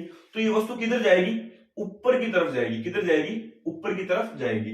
अब मैं आपकी इसकी सेकंड स्थिति बताता हूं कि इस वस्तु की स्थिति कैसी हो जाएगी। ये इस प्रकार से इसकी कंडीशन हो जाएगी, ये इस प्रकार से चली जाएगी, ठीक है, और यहाँ पे ये वजन रहेगा, ठीक है। अब देखिए यहाँ पे हमने एफर्ट लगाया, क्या लगाया, एफर्ट यानी बल लगाया। अब देखिए यहां से पहले वस्तु इस स्थिति में थी, बिल्कुल यहाँ पे थी, और अब कहां पे आ गई, यहां पे आ गई। पहले वस्तु कौन सी स्थिति में थी, पहले वस्तु इस स्थिति में थी, और अब कहां पे आ गई, यहां पे आ गई। अब हमने छोटी सी गति करवाई, कितनी करवाई, थोड़ी सी गति करवाई, और यहां पे हमें बहुत ज्यादा गति मिल गई, ठीक है। यहां की गति देखिए, यहां पे बिल्कुल छोटी सी गति करवाई है, इतनी सी गति करवाई है, ठीक है, और यहां पे हमें इतनी ज्यादा गति मिली है, ठीक है। तो इस कंडीशन में हम कह सकते हैं कि जब भी बल भुजा का मान कम होगा और भार भुजा का मान ज्यादा होगा, तब हमें जब हमें गति लाभ मिलेगा। क्या मिलेगा, गति लाभ मिलेगा। गति लाभ कैसे मिलेगा कि भाई हमने छोटी सी गति कराई और ज्यादा गति मिल गई, ज्यादा गति मिल गई। यहां से यहां तक गति की वस्तु ने, यहां पे तो बिल्कुल ही कम गति की और यहां पे ज्यादा गति की, तो हमें कौन सा लाभ मिला, तो हमें गति लाभ मिलेगा। परंतु किस कंडीशन में, जब बल भुजा का मान क्या होगा, कम होगा, तो हमें गति लाभ मिलेगा, ठीक है। अब देखिए सेकंड टर्म ऑफ कंडीशन में आते हैं, थर्ड कंडीशन में आते हैं। अब यहां पे देखिए, यहां पे भार भुजा है, क्या है, भार भुजा है। अब मान लीजिए हमने यहां पे, एक बार इसको मिटा देता हूं मैं,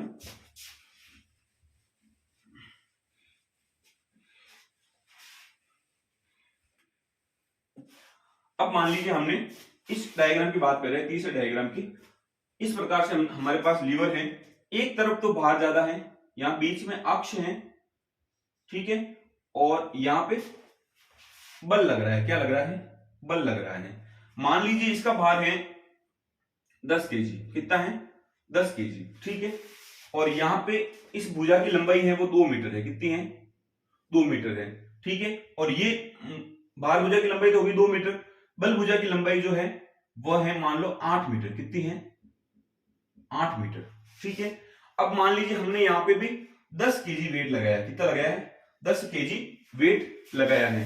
तो जो बल भुजा है, बल भुजा का मान कितना हो जाएगा, तो बल भुजा का मान हो जाएगा 8 इंटू 10 बराबर 80, ठीक है, और भार भुजा का मान कितना हो जाएगा, 2 इंटू 10 बराबर 20, यानी टोटली वेट यहाँ पे 20 केजी मिलेगा। जबकि हमने बल भुजा में मान कितना मिलेगा, हमें 80 केजी के आसपास मिलेगा। अब देखिए, अब क्या हमें इतने बल की आवश्यकता है, नहीं है, बिल्कुल भी नहीं है। अब हम मान लो कि यहाँ पे केवल 3 केजी का वजन लगाते ना, तो भी 8 थी 24, यानी 24 का मान प्राप्त हो जाता और ये वस्तु आसानी से हट जाती। तो अब देखिए, अब यहां हमने, देखो एक बहुत अच्छे एग्जांपल से समझाता हूं आपको। ये मान लीजिए 3 मीटर है, कितना है, 3 मीटर है, ठीक है, ये 30 वजन प्राप्त हुआ। अब मान लीजिए इस भुजा का मान है 10 केजी, 10 मीटर, कितना है, या 5 मीटर है। आप ये मान लीजिए 5 मीटर है, इसका कितना मान है, 5 मीटर। तो भी कौन सी भुजा बड़ी है, बल भुजा बड़ी है। अब देखिए, इस वजन को हटाने के लिए हमें कितने मान की आवश्यकता होगी, तो ये 10 इंटू 3 यानी 30 मान प्राप्त हुआ इसका, तो इसको भी 30, यानी हमें केवल 6 केजी वजन की ही आवश्यकता पड़ेगी, क्योंकि 6 इंटू 5 बराबर कितना हो जाएगा, 30, ठीक है। तो संतुलन की अवस्था प्राप्त कराने के लिए हमें केवल 6 किलो वजन ही चाहिए। कितना चाहिए, 6 किलो बल ही लगाना है। कितना लगाना है, 6 ही बल लगाना है, 6 न्यूटन ही या 6 किलो ही बल लगाना है। अब देखिए 6 किलो बल वजन लगाया है और 10 किलो की चीज को हटा दिया है, ठीक है। अब मान लो कि इस जगह पे इस लीवर की स्थिति को क्लियर करने के लिए मैं आपको बताता हूं एग्जांपल। मान लीजिए कि यहां पर 100 किलो का वजन है। कितना है? 100 किलो का वजन रखा हुआ है। ये अक्ष हमने यहां पे लगा दिया, अक्ष। ठीक है, इसके बीच की दूरी हमने रखी 1 मीटर। कितनी रखी? 1 मीटर। ये दूरी जो है, ठीक है, ये भार भुजा की दूरी होगी 1 मीटर। ठीक है, ये बल भुजा की दूरी जो हमें ये हम लगा रहे हैं, मान लीजिए कि हमारे पास है 15 मीटर। कितनी है? या 20 मीटर। 20 मीटर हमने रखी है। और अब हम यहाँ पे एफर्ट लगा रहे हैं, बल लगा रहे हैं। अब मान लीजिए हमने केवल यहाँ पे बल लगाया है, वह बल लगाया है 10 केजी। कितना लगाया है? 10 केजी। तो बल भुजा का मान कितना हो जाएगा? 20 इंटू 10 बराबर 200। कितना हो गया? 200। मान हमें कितना मिलेगा? 200 मिलेगा। और यहाँ पे भार भुजा का मान कितना हो जाएगा? 100 इंटू 1 बराबर 100 केजी। कितना ही हो जाएगा? 100 केजी हो जाएगा। अब देखिए बल हमने कितना लगाया है? 10 केजी। और इस बल का लाभ हमें कितना मिल रहा है? 200। ठीक है, जबकि यहाँ पे भार कितना है? मतलब हम केवल 10 केजी बल लगा करके 100 किलो भार को आसानी से हटा देंगे, क्योंकि वजन कितना पड़ेगा? टोटली 200 केजी मीटर वजन पड़ेगा, शक्ति लगेगी इसकी। ठीक है, तो अब देखिए यहां पे हमें कौन सा, जब भी हमारे पास बल भुजा बड़ी होगी, क्या होगी? बल भुजा बड़ी होगी। कौन सी भुजा बड़ी होगी? बल भुजा बड़ी होगी। तो हमें लाभ किसका मिलेगा? तो हमें बल लाभ मिलेगा। कौन सा लाभ मिलेगा? बल लाभ, क्योंकि हमने 10 किलो बल लगा के 100 किलो वजन को हटा दिया। ठीक है, तो हमें बल लाभ प्राप्त होगा। कौन सा लाभ प्राप्त होगा? बल लाभ प्राप्त होगा जब भी हमारी बल भुजा बड़ी होगी। और जब भी बल भुजा छोटी होगी और भार भुजा बड़ी होगी जाएगी, भार भुजा क्या हो जाएगी? बड़ी हो जाएगी, और बल भुजा क्या हो जाएगी? छोटी हो जाएगी। तो हमें कौन से रूप में लाभ मिलेगा? तो हमें गति लाभ मिलेगा। कौन सा लाभ मिलेगा? गति लाभ मिलेगा। अब मान लीजिए ये कंडीशन थी। सेकंड कंडीशन में ये लीवर यहां पे आ गया, ये बल, ये वेट यहां पे आ गया। ठीक है, और ये हमने वजन यहां पे लगाया था। तो यहां पे देखिए बिल्कुल कम विस्थापन हुआ, यहां से लेके यहां तक ही गति की है, यहां से लेके यहां तक ही गति की है। और यहां पे गति कितनी हुई? बहुत ज्यादा हो गई। तो हमें जब भी भार भुजा बड़ी होगी तब तो लाभ होगा गति लाभ। कौन सा लाभ होगा? गति लाभ होगा। ठीक है, और जब भी बल भुजा बड़ी होगी तो हमें बल लाभ प्राप्त होगा। ठीक है, ये फर्स्ट टाइप ऑफ लीवर में, और सेकंड और थर्ड टाइप लीवर में भी यही काम करता है। ठीक है, अब इनके मान के बारे में पढ़ते हैं।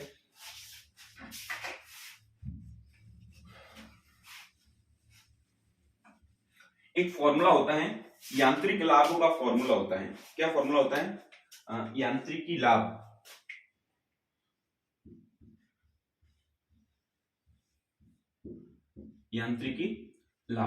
यांत्रिकी लाभ का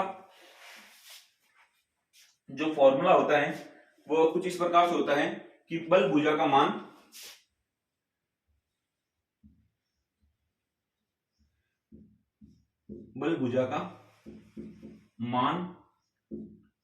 बट्टे भार भुजा का मान।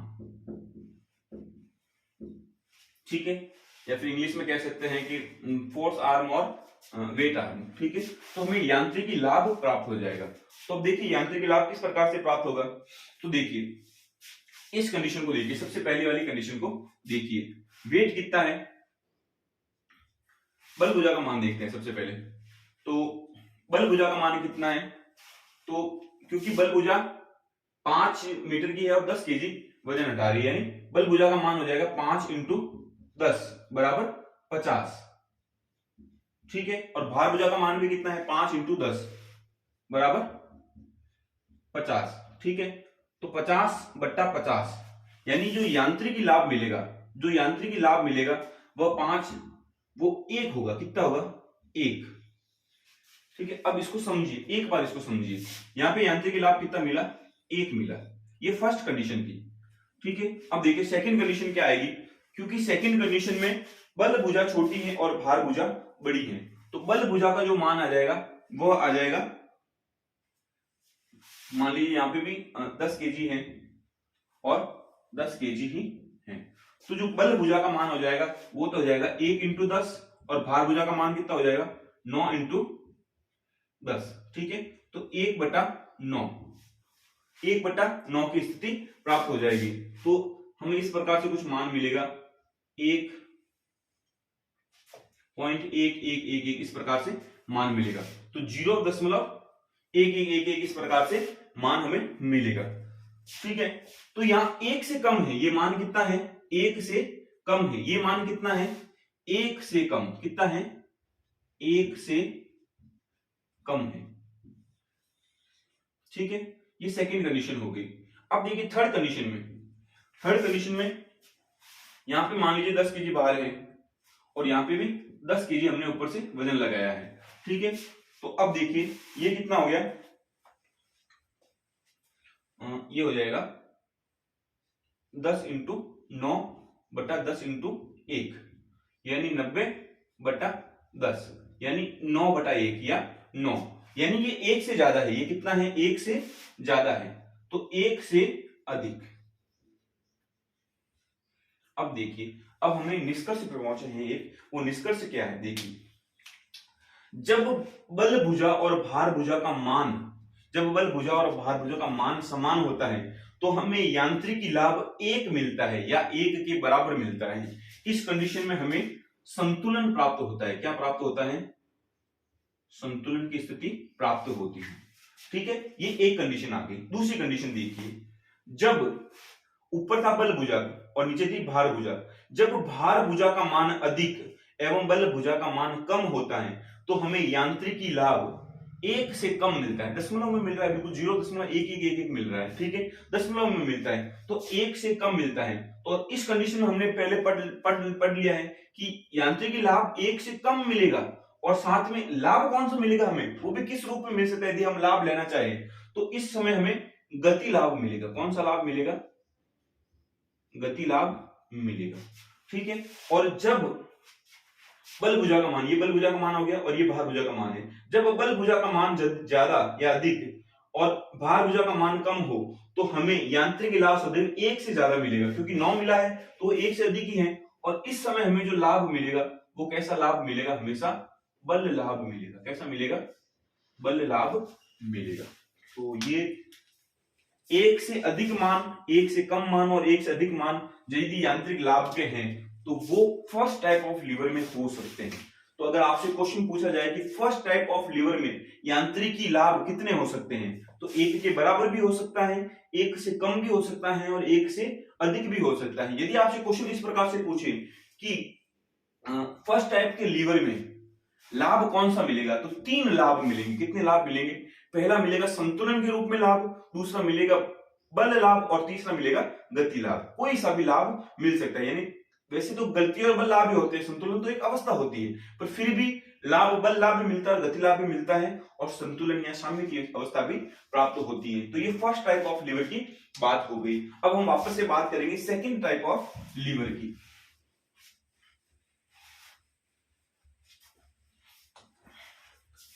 सेकंड टाइप ऑफ लीवर की मैं उम्मीद करता हूं कि यहां तक आपको समझ में आया होगा। एक बार आप नोट्स से भी मैच कीजिए और यदि समझ में नहीं आया तो दोबारा वीडियो को देखिए, तो आपको बिल्कुल इजीली समझ में आ जाएगा।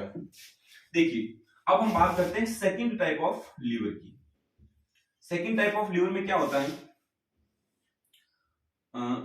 बीच में क्या होता है, भार होता है और एक तरफ क्या होता है, बल होता है और एक तरफ अक्ष होता है।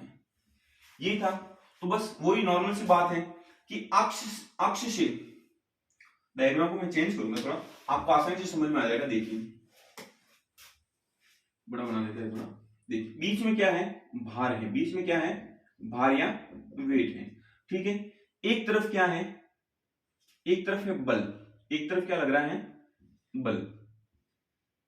ठीक है, एफर्ट कह सकते हैं। ठीक है, और एक तरफ है अक्ष, हमारा क्या है, अक्ष या फलक्रम।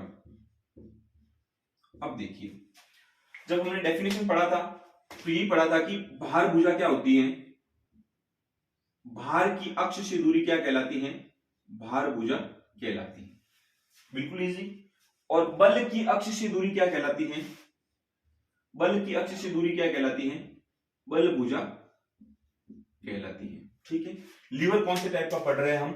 सेकंड टाइप का लीवर पढ़ रहे हैं। कौन से टाइप का? सेकंड टाइप का, या सेकंड श्रेणी का, या द्वितीय श्रेणी का लीवर पढ़ रहे हैं हम। ठीक है, अब देखिए, अब मान लीजिए कि भार यहां की जगह यहां पे हो तो भी भार भुजा छोटी होगी और बल भुजा बड़ी होगी। मान लीजिए भार यहां की जगह यहां पे हो तो, क्योंकि मध्य में भार रहना ही चाहिए, तो भार भुजा हमेशा ही क्या होगी? छोटी होगी। कौन से टाइप के लीवर में? सेकंड टाइप के लीवर में भार भुजा सदैव छोटी रहेगी और बल भुजा सदैव ही कैसी रहेगी? बड़ी रहेगी। बल भुजा सदैव ही कैसी रहेगी? बड़ी रहेगी। इस कंडीशन में देखिए यांत्रिक लाभ कैसे मिलेंगे, तो देखिए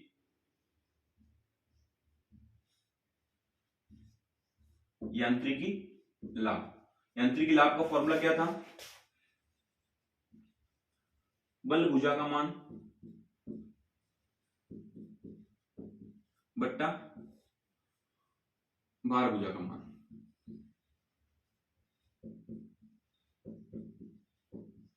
भार भुजा का मान, अब देखिए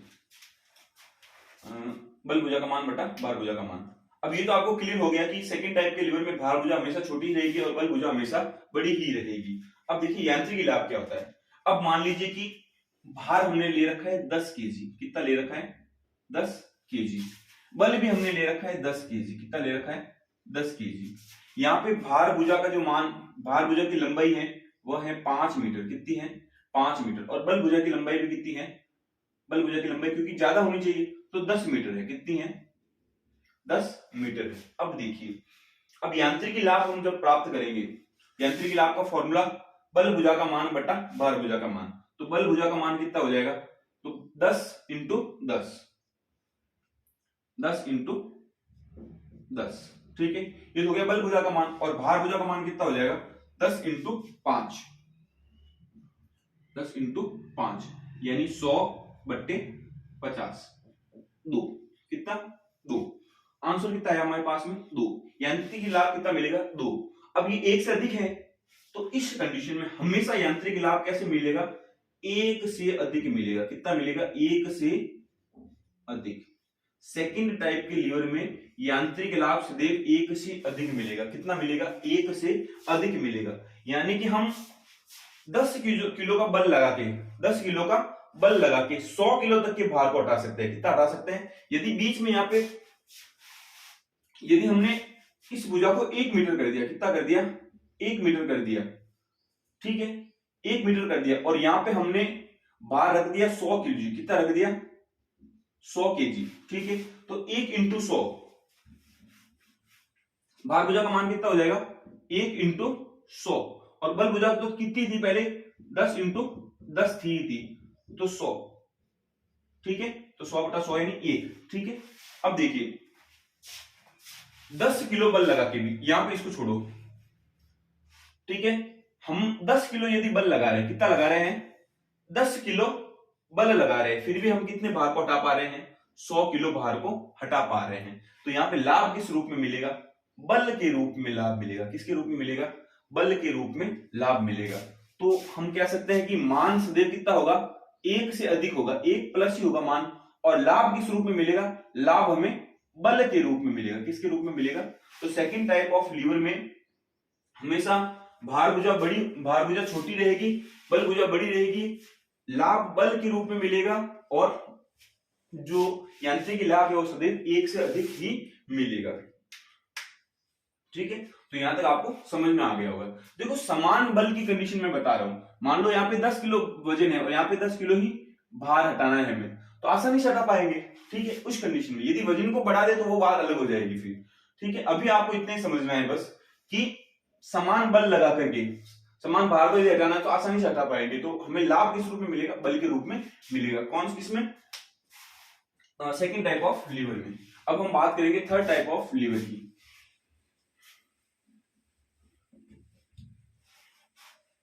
अब हम बात करेंगे थर्ड टाइप ऑफ लीवर की।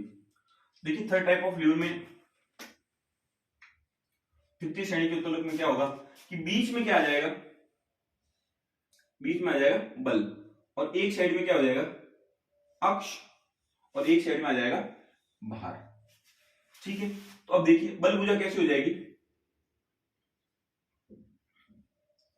बल भुजा कैसी हो जाएगी? छोटी। और भार भुजा कैसी हो जाएगी?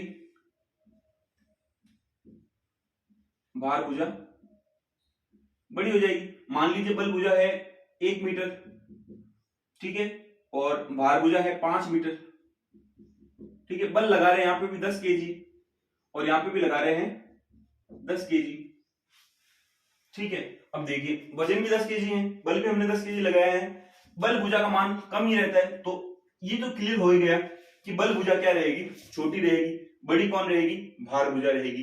कौन से टाइप के लीवर में? थर्ड टाइप के लीवर में, क्योंकि बीच में क्या रहता है? बल रहता है, तो बल भुजा हमेशा छोटी रहेगी। अब देखिए भार भुजा जब बड़ी है, भार भुजा जब बड़ी है, इस कंडीशन में लाभ किस रूप में मिलेगा वो देखिए। पहले इसका एक यांत्रिक लाभ ले लेते हैं कि यांत्रिक लाभ कितना मिलेगा। यांत्रिक लाभ वही बल भुजा का मान बटा भार भुजा का मान, बल भुजा मान बटा भार भुजा मान। तो बल भुजा का मान कितना होगा? बल भुजा का मान हो गया 1 × 10 और भार भुजा का मान कितना हो गया?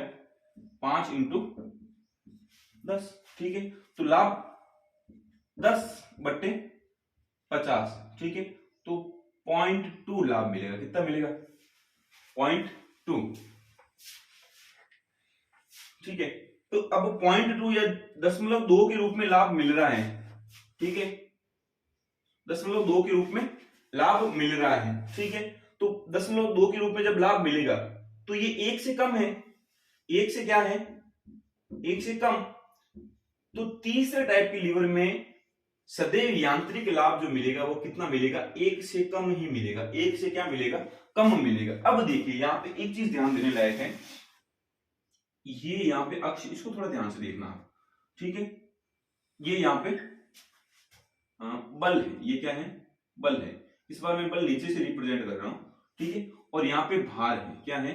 भार है। मान लीजिए इसके पास 10 kg भार है, क्योंकि हमने ये तो पता कर दिया कि भाई वजन 1 से कम यांत्रिक लाभ मिलेगा, ठीक है।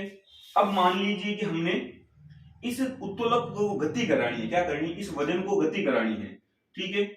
इस कंडीशन में था, अब इस कंडीशन में हम इसकी कंडीशन चेंज कर रहे हैं, यहां से बल लगा रहे हैं, हम क्या कर रहे हैं? बल लगा रहे हैं, और ये उत्तोलक यहां पे आ गया, लीवर कहां पे आ गया? यहां पे आ गया, इस प्रकार से आ गया, ये देखिए ये लीवर यहां पे आ गया। अब देखिए हमने बल लगाया तो यहां से कितनी सी गति कराई? इतनी सी गति कराई, और यहां पे गति कितनी मिली?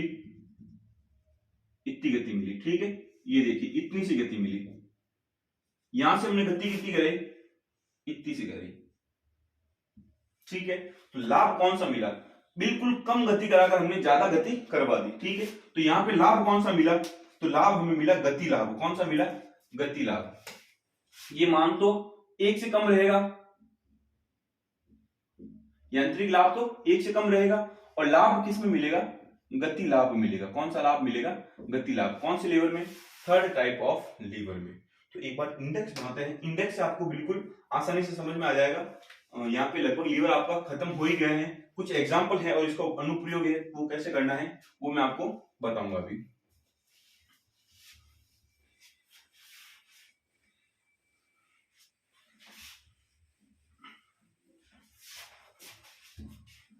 देखिए एक इंडेक्स बनाते हैं, ये फर्स्ट टाइप ऑफ लीवर, ठीक है, ये सेकंड टाइप ऑफ लीवर, ये थर्ड टाइप ऑफ लीवर।